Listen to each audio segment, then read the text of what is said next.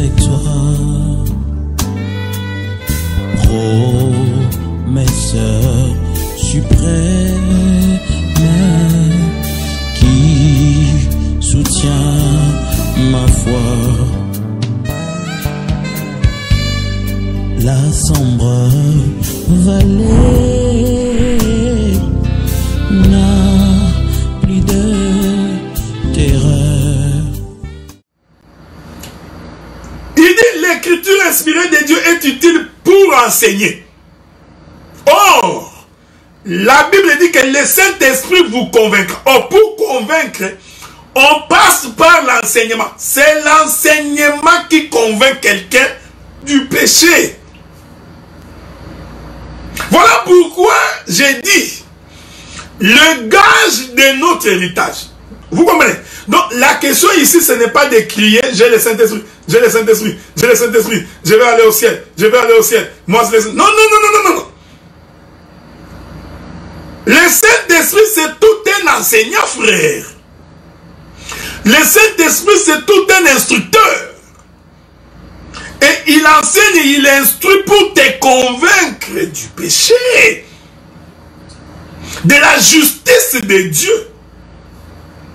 Donc, c'est pourquoi, quand la Bible dit que l'écriture inspirée de Dieu, pour convaincre, ainsi nous comprenons quand quelqu'un continue encore à vivre la vie du péché, quand quelqu'un continue encore à vivre à la manière des hommes, il se dit chrétien, mais son cœur est colérique. Il a de la haine, de l'animosité, de l'amertume. C'est un voleur, un malhonnête, un cupide, un impudique, un idolâtre. Nous comprenons qu'un tel homme n'a pas le Saint-Esprit. Même s'il parle en langue, on s'en fout.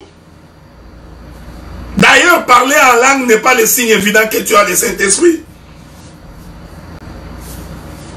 Même s'il tremble. Non. Même s'il lit la Bible. Non, j'ai lu la Bible m'inspire. J'ai lu la Bible, ma Bible inspire. La Bible ne peut pas t'inspirer, non.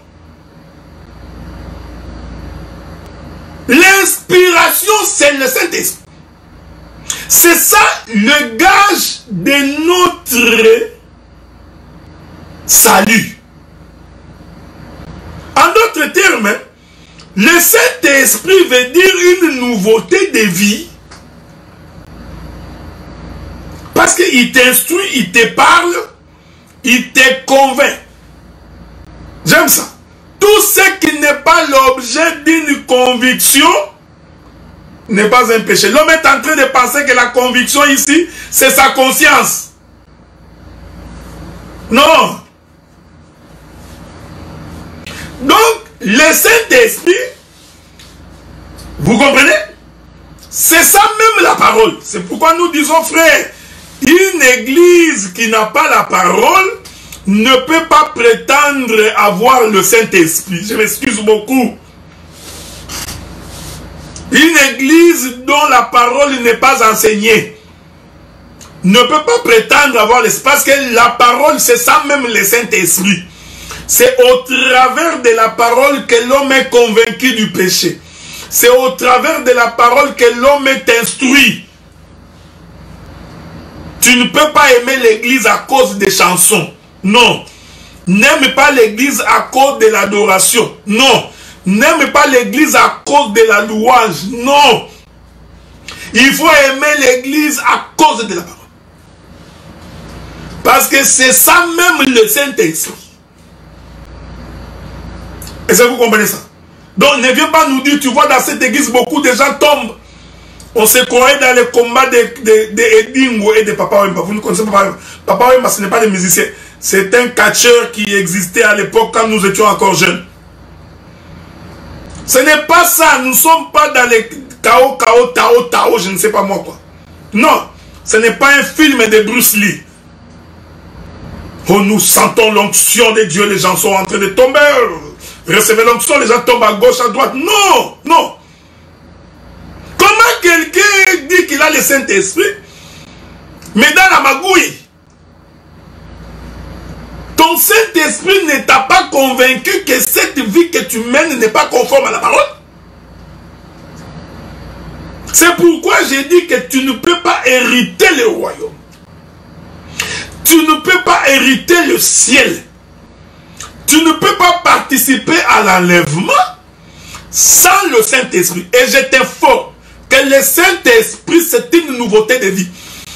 C'est-à-dire que toi-même, tu t'examines et tu es convaincu que ce que je suis maintenant, ce n'est pas ce que j'ai été. Tu es convaincu, frère. Et ton esprit, l'esprit de l'Éternel atteste à ton esprit que tu es fils de Dieu. Tu l'es.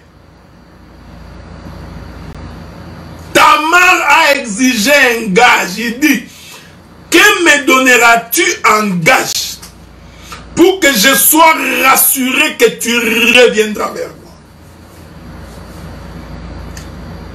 Le gage, c'est un sceau. Celui qui a reçu le Saint-Esprit, c'est un sauvé. Il ne peut pas aller en enfer. Est-ce que vous comprenez ça, frère?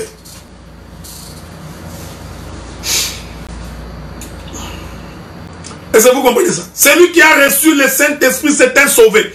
La question maintenant, c'est est-ce que vraiment ce que toi tu as là, c'est le Saint-Esprit? Un Saint-Esprit qui ne t'a jamais dit qu'on demande pardon quand on a offensé son frère. Un Saint-Esprit qui t'a dit que quand tu prends les biens d'autrui subtilement, c'est du vol. Ça, il ne te le dit pas. Toi qui as les regards enviés vers la femme de ton frère, ton Saint-Esprit ne t'a pas dit. C'est ça, il vous instruira. Le Saint-Esprit vient pour convaincre du péché. Ce n'est pas moi qui ai dit ça, c'est le Seigneur qui dit. C'était Jean 18, verset combien? Jean 16, 8, on va relire ça. C'est Christ qui dit ça, ce n'est pas moi qui dis. Allons voir ça.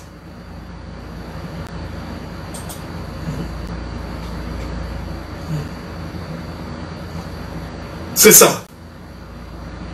Quand il sera venu, il convaincra le monde en ce qui concerne le péché, la justice et le jugement de Dieu. Le Saint-Esprit doit être à même de te dire ça c'est bon, ça c'est pas bon. C'est ça le gage. C'est cette assurance-là que Tamar voulait avoir. Cette assurance que cet homme reviendra vers moi. Parce que le gage, c'est ça même l'espérance. C'est pourquoi nous espérons. Pourquoi espérons-nous? Nous espérons parce que nous avons l'assurance qu'il y reviendra. Je ne vous laisserai pas orphelin. Je vous enverrai le Saint-Esprit. Lequel Saint-Esprit? C'est le gage, le sceau de notre salut. Je vais encore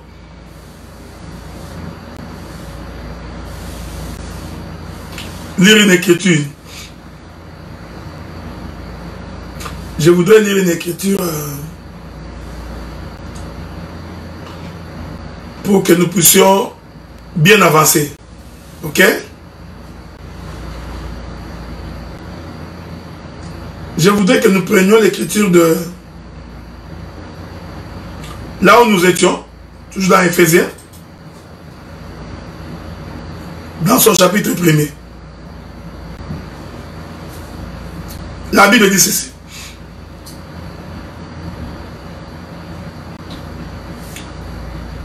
Verset 13. En lui, vous aussi, après avoir entendu la parole de la vérité. Vous comprenez? Tu ne peux pas avoir le Saint-Esprit sans avoir préalablement entendu la parole de la vérité. C'est comme ça qu'on explique les choses de Dieu. Le bien-aimé Pierre arrive chez Corneille. Il arrive chez Corneille. Il dit à Corneille, parce que Dieu est apparu pour dire qu'il avait il avait entendu, il avait vu l'offrande et les aumônes de Corneille. Maintenant, il envoie Pierre. Pierre arrive chez Corneille. L'écriture dit que pendant que Pierre parlait, pendant qu'il prêchait l'évangile, la famille de Corneille écoutait. C'est alors que Pierre va constater qu'ils sont baptisés du Saint-Esprit. Donc c'est la parole qui produit le Saint-Esprit. Non, nous avons ouvert une école du Saint-Esprit. C'est quoi ça, une école du Saint-Esprit? On vous apprend quoi dans une école du Saint-Esprit? Essayez de m'expliquer. Peut-être que moi je ne comprends pas bien. Il est possible que je sois en retard de la compréhension. C'est quoi ça, l'école du Saint-Esprit? On vous apprend quoi? À parler en langue? Qu'est-ce qu'on vous apprend dans une école du Saint-Esprit? Et tu verras aussi beaucoup de gens qui vont se faire inscrire. Nous sommes dans l'école du Saint-Esprit. Tu vois, nous sommes dans l'école du Saint-Esprit. Mais c'est quoi? Non! Le Saint-Esprit est conditionné par la parole. Et pas n'importe quelle parole, la parole de la vérité. Lorsque cette parole de la vérité est prêchée, et que l'homme écoute et entend, parce qu'il faut entendre, c'est alors que vient le Saint-Esprit. C'est pourquoi, lorsque Pierre parlait à Corneille, expliquant les mystères du royaume, l'Éternel baptisa donc Corneille du Saint-Esprit. Donc, c'est Dieu. Frère, le Saint-Esprit est un don de Dieu lui-même. Le Saint-Esprit ne vient pas par la volonté d'un homme. Le Saint-Esprit ne vient pas parce que moi j'ai décidé de te donner le Saint-Esprit. Non. Le Saint-Esprit, c'est lorsque tu écoutes cette parole qui rentre en toi, cette parole de la vérité. Dieu également voit la disposition de ton cœur. Et il sait que le fait que tu as embrassé la parole, il sait que cette parole marchera avec toi jusqu'à l'avènement du Fils de l'homme. Ainsi, Dieu te donne le Saint-Esprit comme l'assurance que tu arriveras à Canaan. Le Saint-Esprit, c'est l'assurance que tu arriveras dans les territoires. Voilà pourquoi, même quand tu lis ta Bible, il est écrit, n'attristez pas le Saint-Esprit, oui. Mais Dieu ne peut pas te retirer le Saint-Esprit. Non. Avant de te donner le Saint-Esprit, Dieu a déjà vu tout le travail fait. Il a déjà vu toute ta marche. Il a même vu comment tu finiras ta vie. Mais Dieu n'ignore pas que tu traverseras des moments difficiles. Il n'ignore pas que tu passeras des moments de découragement. Il y aura des moments où tu seras abattu. Il y aura des moments où tu auras des difficultés. Voilà pourquoi le Saint-Esprit te servira toujours comme l'élément de l'espérance. Tant que j'ai le Saint-Esprit, j'ai l'assurance que je verrai mon époux. Il est écrit, j'ai lu ça pour vous.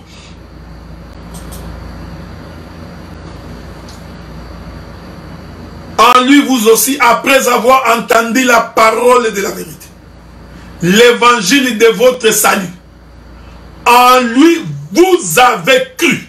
Vous avez cru à l'évangile. Vous ne croyez pas à un homme. Vous ne croyez pas au docteur Adélard. Non. Vous croyez en la parole de la vérité. Donc même si moi je tombe aujourd'hui, toi tu ne peux pas tomber parce que toi tu as cru à la parole. Donc tu n'as pas cru à ma personne pour que tu deviennes mon fanatique. Pour que tu deviennes un diaboliste. Est-ce que vous comprenez ce que nous disons? Et vous avez été scellés du Saint-Esprit qui avait été promis. Donc quand tu crois à la parole de la vérité, alors le Seigneur te scelle. Donc le Saint-Esprit, c'est comme une clôture. Et toi, tu es à l'intérieur. Le Saint-Esprit te sert de barrière. Le Saint-Esprit te sert de couverture. C'est un vêtement. J'aime ça. Le Saint-Esprit, en réalité, est un vêtement qui te couvre, qui te protège dans la marche. C'est ça le gage. Et c'est ça notre héritage. Je voudrais lire... il y a un homme, il y a Akab qui est venu voir un homme pour lui demander de lui vendre son héritage. Bien-aimé Roland, si tu peux me trouver cette écriture-là. Le bien-aimé Akab est allé voir un homme, je crois, au nom de Ebimelech ou Elimelech, pour qu'il vende son héritage. Mon bien-aimé Roland, si tu me trouves cette écriture-là, donne-la moi, j'en ai besoin pour l'exploiter. Donc aujourd'hui, je suis d'abord en train d'expliquer les gages. Parce que les cordons, les bâtons et les cachets, c'est toujours les gages. C'est pourquoi je t'introduis pour que tu comprennes d'abord que une fois que, je vais dire ça très bien, une fois que Judas a donné sa semence à Tamar, j'avais expliqué que la semence, c'est la parole. Voyez-vous, frère? Une fois qu'il donne sa semence à Tamar, laquelle semence est l'image de la parole, selon le livre de Matthieu, il doit donc maintenant donner les gages. Donc les gages est suivi, les gages suivent d'abord la semence. Donc, le Saint-Esprit vient après la parole. Le Seigneur parle aux disciples. Il y prêche les disciples. Il y prêche les disciples. Ensuite, il leur dit, ne sortez pas encore de Jérusalem. La parole, vous l'avez déjà. Maintenant, attendez le Saint-Esprit. Lui, quand il viendra, voyez-vous, frère. Donc, le Saint-Esprit vient après. C'est pourquoi Judas, après avoir donné sa semence à Tamar, il finit par lui donner le gage. Sois béni. Mon bien-aimé Roland. 1 Roi chapitre 21. 1 Roi chapitre 21. Allons lire cette écriture-là. On ne va pas lire tous les textes, c'est loin, c'est long. Mais je vais prendre les éléments les plus importants. 1 Roi, chapitre 21. Le premier verset. Après ces choses, voici ce qui arriva. Naboth de Nijrez avait une vigne à Jezreel, à côté du palais d'Akab, roi de Samarie. Akab parla ainsi à Naboth, cède-moi ta vigne, pour que j'en fasse un jardin potager, car elle est tout près de ma maison. Je te donnerai à la place une vigne meilleure, ou si cela te convient, je te paierai la valeur en argent. Naboth avait sa propre vigne. Voyez, le roi qui a tout, Akab, va envier la vigne de Naboth. Il y a des gens comme ça. Il n'a le regard que sur la richesse de son frère. Il a le regard que sur le bonheur de son frère. Il n'aime pas voir son frère prospérer. Il n'aime pas voir son frère aller de l'avant. Il va donc réclamer avoir la vigne. Pourtant, lui, c'était un roi. Mais Naboth répondit à Akab, que l'Éternel me garde de te donner l'héritage de mes pères. Ah, nous comprenons que la vigne de Naboth, c'était l'héritage, ce qu'il a reçu de ses pères. Est-ce que vous comprenez ça, frère? Le bien-aimé Paul dit,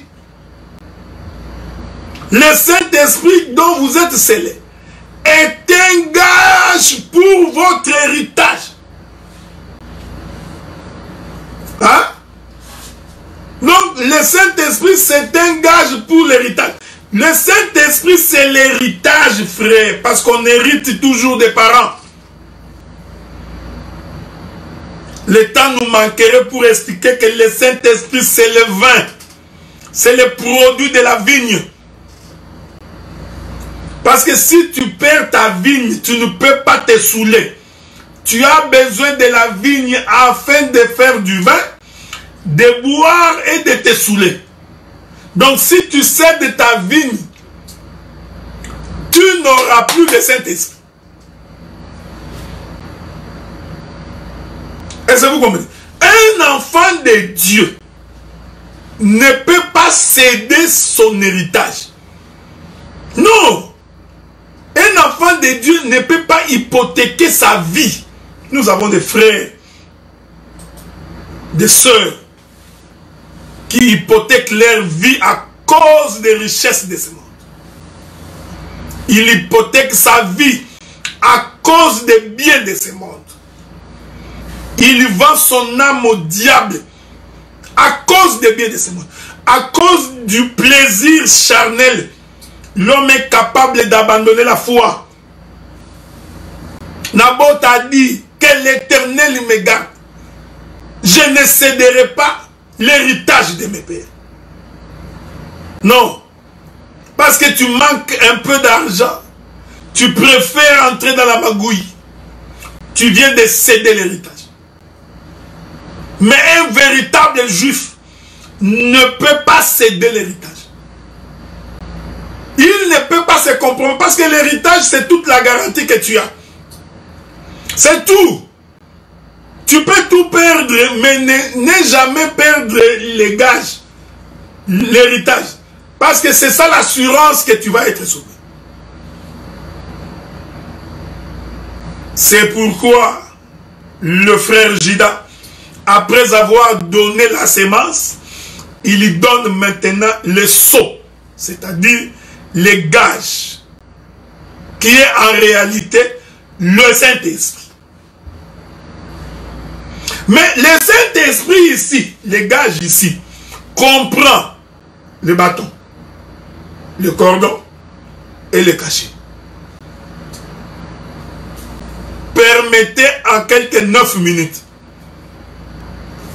que je dise un mot sur un des éléments de ces choses. Rentrons dans le livre de Genèse, chapitre 38. Lisons.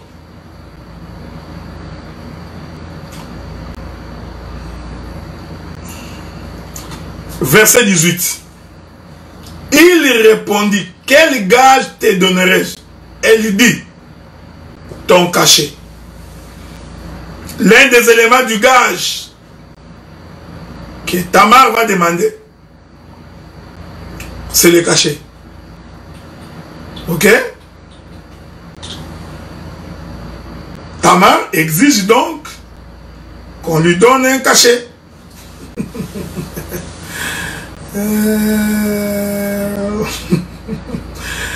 Maintenant, c'est quoi les cachets? J'ai d'abord expliqué les gages comme étant les Saint-Esprit. Maintenant, je vais expliquer les cachets.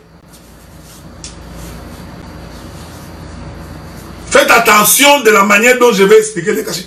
Je sais que tu as l'explication, tu vois les cachets, c'est quand tu fais le document, tu finis par cacher. Oui, oui. Oh, c'est ce que j'ai dit, c'est les sceaux. C'est les gages. Mais, prenons une écriture.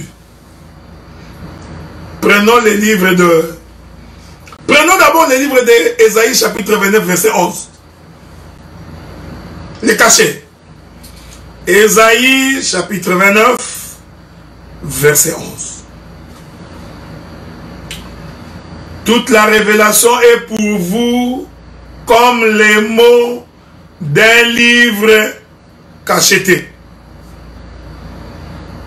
que l'on donne à un homme qui sait lire en disant, lis donc cela, et qui répond, je ne l'ai plus, car il est cacheté. Ah, donc nous comprenons que le cachet est posé sur un livre. Ok?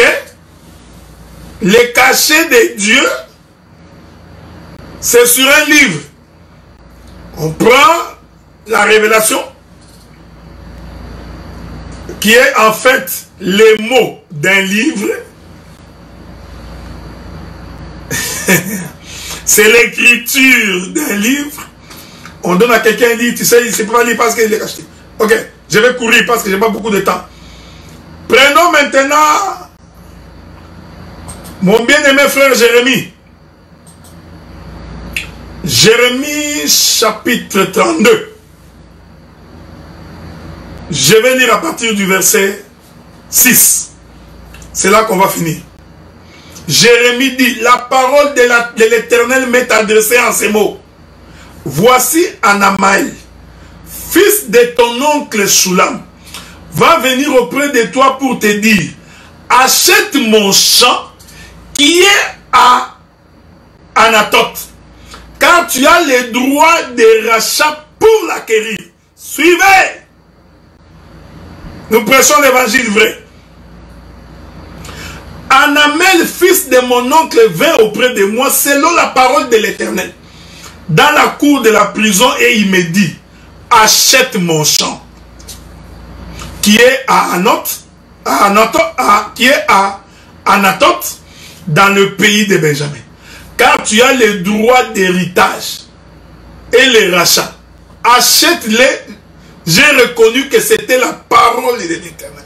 Souvenez-vous que je vous ai dit que les gages, c'est pour l'héritage. Maintenant, dans ces gages-là, nous avons les cachets. Or, les cachets doivent être liés à l'héritage. Maintenant, le prophète Jérémie ici nous raconte une histoire. Il dit qu'Anamel, fils de son oncle, vint auprès de lui, selon la parole de l'Éternel dans la cour de la prison. Et il dit, achète mon champ. Donc, achète une terre. Pour qu'il y ait l'héritage, on a besoin de la terre. Est-ce que quelqu'un me comprend? Vous allez comprendre que lorsque Judas donne les cachets à Tamar, en fait, Judas était en train d'acheter Tamar. Il dit ceci, qui est à Anatoth dans le pays de Benjamin, car tu as les droits d'héritage et de rachat. Donc, tu hérites et tu rachètes. Achète-les moi. Achète-les. J'ai reconnu que c'était la parole de l'Éternel. J'ai acheté de Anamel, fils de mon oncle, les champs qui étaient à Anatoth. Je lui pesais l'argent, 17 cycles d'argent. J'écrivis un contrat et j'ai cacheté, j'ai pris des témoins. J'ai pesé l'argent dans une balance. J'aime la Bible. Donc, quand on achète un champ, il faut qu'il y ait un contrat. Vous savez, il y a beaucoup de choses à dire ici. Il y a beaucoup de choses à dire. Je suis désolé, mais je suis en train de passer. Mais les autres ministres peuvent glaner. Pour acheter un champ, il y a un prix à payer. Une fois qu'on a acheté les champs, il faut établir un contrat.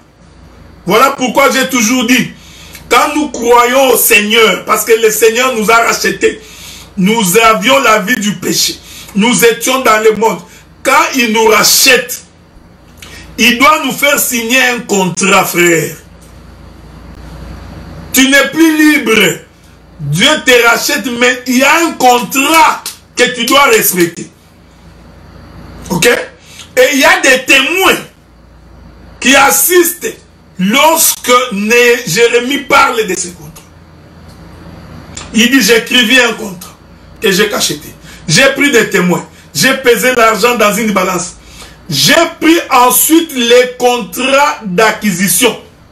Celui qui était cacheté conformément à la loi et aux usages, et celui qui était ouvert. J'ai remis les contrats d'acquisition à Baruch, fils de Nérija. J'entre pas dans les détails. Donc, Jérémie achète une terre afin de recevoir les droits d'héritage et de rachat. Il établit un contrat. Dans les contrats que Jérémie établit, il y avait un contrat qui était cacheté. C'est ce qu'il dit.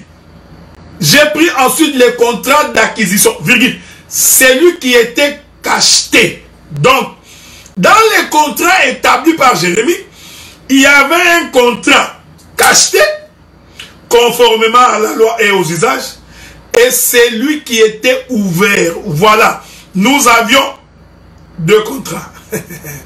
Donc, il y avait un contrat fermé et il y avait un contrat ouvert. Est-ce que vous comprenez ces choses? Or, le contrat cacheté, c'est-à-dire qu'on a mis un sceau. Ce contrat-là, il est fermé. Et ce contrat va être remis à Baruch. Donc, les cachets ici veut dire acquis, propriété privée, clôture fermée. Donc, quand le bien-aimé, la bien-aimée sœur Tamar exige le cachet, il voudrait tout simplement dire que je t'appartiens. Je suis à toi pour toujours. Voyez-vous, je suis une fontaine scellée. Je vais exhorter. Quand tu deviens la femme de quelqu'un, tu es un champ qu'on a racheté. Tu deviens donc la propriété de la... C'est pourquoi je vais te donner un conseil. Si tu veux être libre, il faut refuser le mariage. Il y a des frères qui sont courageux. C'est pourquoi je vous avais dit que quand quelqu'un n'a pas le ministère, il va aligner les versets de façon logique. Il y a des frères qui sont courageux. Non, la dot, c'est la coutume des hommes.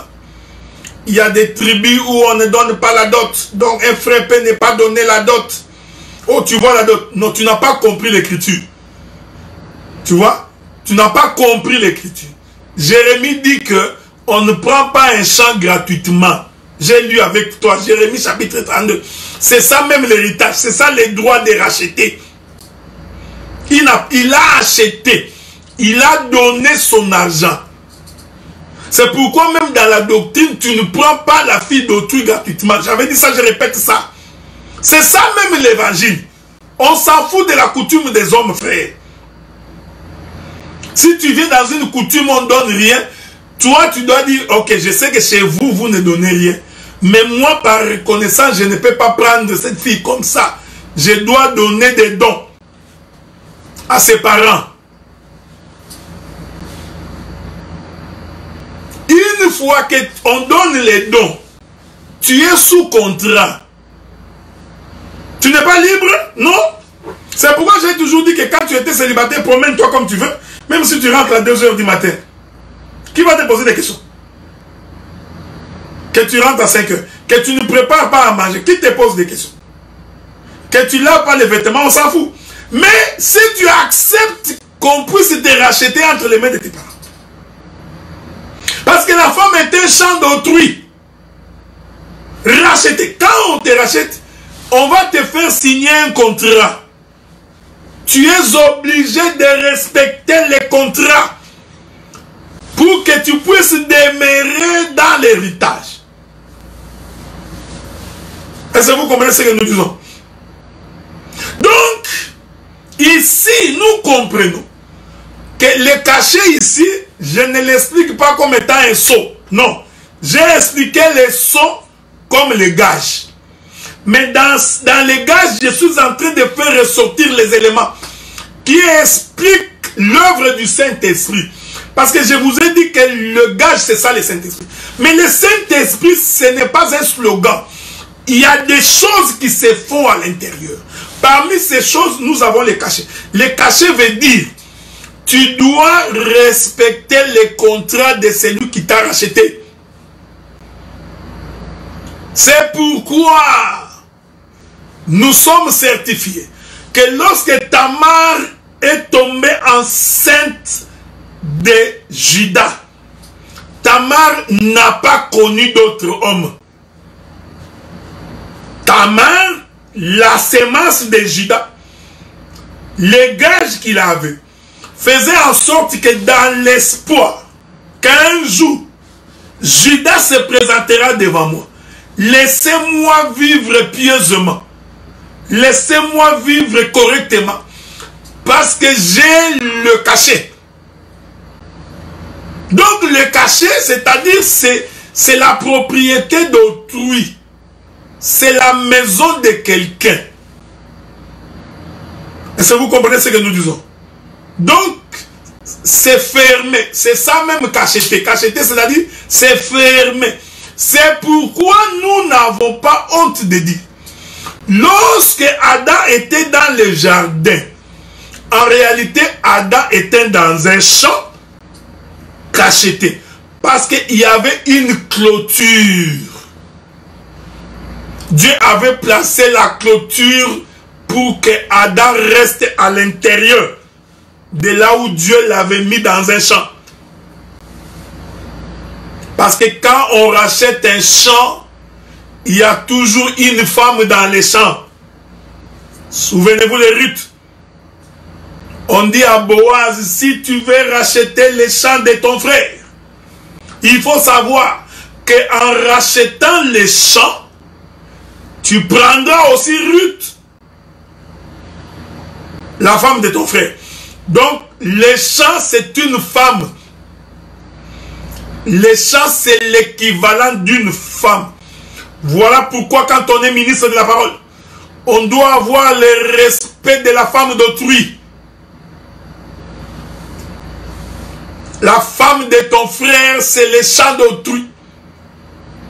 Quand tu parles à la femme de ton frère, non, nous avons trouvé des prédicateurs. Il prend ses mains, il met dans les cheveux de la femme d'autrui.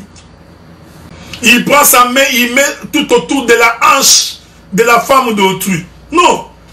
Tu prends ta main, tu commences à toucher le ventre de la femme d'autrui. Ma soeur, ma soeur, ma soeur. La femme d'autrui. Tu prends ta main, tu fais passer tout autour des épaules de la femme d'autrui. Ça, ce sont des manières diaboliques, sataniques d'agir. On comprend que tu n'as pas le Saint-Esprit. La femme d'autrui est clôturée, frère. Ce que j'ai dit, c'est aussi par rapport à Christ et à l'église. Le diable ne peut pas venir nous mettre la main tout autour de la hanche. Ça va exciter la jalousie. J'ai toujours dit un homme jaloux, c'est un homme qui connaît Dieu. La jalousie, c'est ça même l'attribut de Dieu. La jalousie. Ça, je parle de la bonne jalousie. Parce qu'il y a des jalousies pour tuer quelqu'un. Non, ce n'est pas de ça que je parle. Je parle de la jalousie d'amour. Ça, vous comprenez? Quand on aime, on est jaloux. Oh non, tu vois, ma femme, elle est trop jalouse. Mais c'est parce qu'elle t'aime. C'est l'amour qui rend jaloux. Dieu nous a tellement aimés. C'est pourquoi il nous jalouse. Est-ce que vous comprenez ça? Oh non, je vais aller toucher la femme du docteur Adela. C'est un homme de Dieu, il ne sera pas jaloux. Tu vas être étonné. Non, je toucherai la femme du frère tel. Non, c'est mon frère. Non, pourquoi il va être... Non, non. Il va être très jaloux. Parce que les champs d'autrui, la femme c'est un champ d'autrui. Est-ce Est-ce que vous comprenez ce que nous disons? Le cachet, ici, se comprend comme la propriété privée de quelqu'un. La propriété, la maison clôturée. Donc, celui qui est dans la clôture est rassuré. Je vais finir par une écriture. Finissons par une écriture. Souffrez, hein? On va finir par une écriture. Je crois que c'est Cantique des Cantiques qui dit cette écriture-là. Laissez-moi vous trouver cette écriture.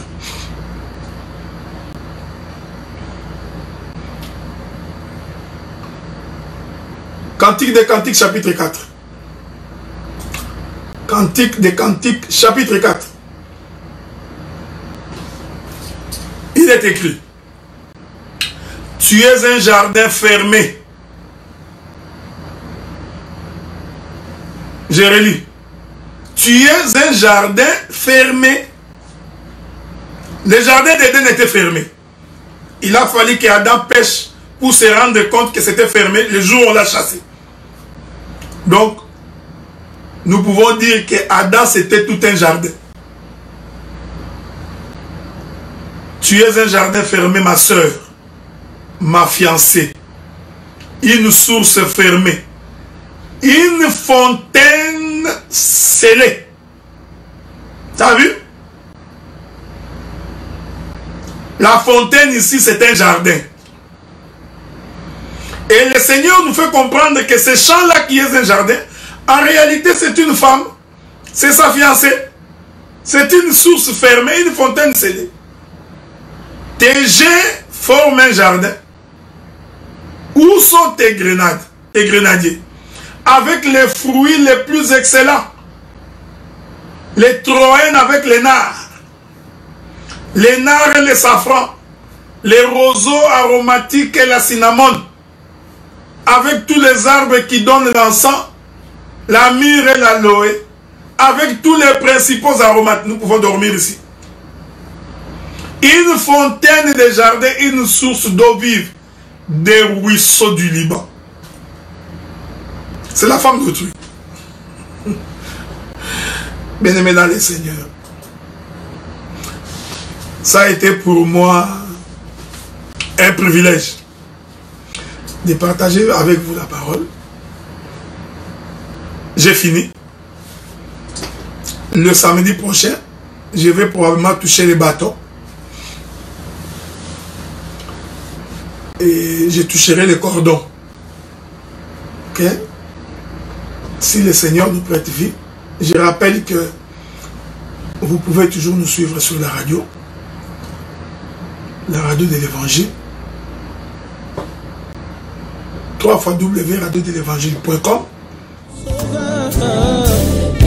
Alléluia, alléluia, alléluia.